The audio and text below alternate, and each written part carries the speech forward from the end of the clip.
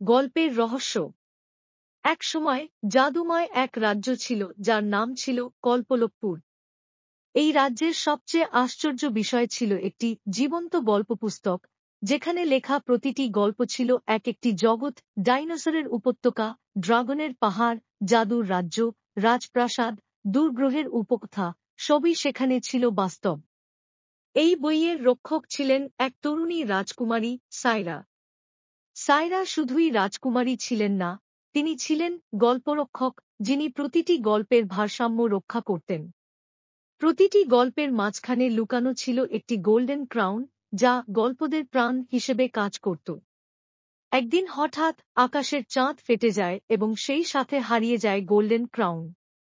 সমস্ত গল্প জগৎ উল্টে পাল্টে যেতে থাকে, সমুদ্র উঠে আসে আকাশে, রাজপ্রাসাদ ডুবে যায়, ডাইনোসরেরা রাস্তায় ঘুরে বেড়ায়, আর জলপরীরা নেমে আসে বইয়ের বাইরের পৃথিবীতে। সায়রা বুঝতে পারে, কেউ বা কিছু ইচ্ছাকৃতভাবে সব গল্পের ছন্দ নষ্ট করছে। সায়রা এক বিশেষ জাদু ব্যবহার করে একে একে 5টি গল্পে প্রবেশ করে। ড্রাগনের উপত্যকা, এখানে সে এক রাগী আগুন ড্রাগনের সাথে লড়াই করে, আর শিখে ভয়ের পেছনে লুকিয়ে থাকে নিরাপত্তাহীনতা। ডাইনোসরের দ্বীপ, সেখানে এক বাচ্চা ডাইনোসরের বন্ধু হয়ে সে তাকে উদ্ধার করে শিকারীদের হাত থেকে। রাজপ্রাসাদের রহস্য, এক অভিশপ্ত আয়না তাকে বলে দেয়, কেবল সত্যিকারের গল্পপ্রেমীই রাজ্যকে বাঁচাতে পারে। মিষ্টির শহর, যেখানে সব মানুষই চকোলেট, কিন্তু তারা একে অপরকে ভুলে যাচ্ছে, কারণ তাদের গল্পের পাতা ছিঁড়ে গেছে। গ্রহের জাদুরাজ্য, যেখানে একটি তারা বলল, গল্পগুলো আলাদা নয়, তারা সব একে অপরের অংশ, একটি হারালে সব কেঁপে ওঠে। রহস্য উদ্ঘাটন ও সমাপ্তি।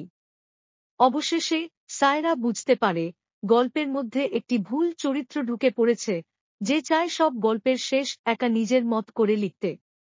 সায়রা সেই চরিত্রকে বলে, গল্প মানেই একসাথে বাঁচা, একসাথে লেখা। একা লিখলে ওটা গল্প নয়, ওটা হলো আদেশ। তার জাদুতে সেই চরিত্র ফিরে আসে নিজের জায়গায়, গোল্ডেন ক্রাউন ফিরে আসে, আর কল্পলোকপুর আবার শান্তিতে ভরে ওঠে।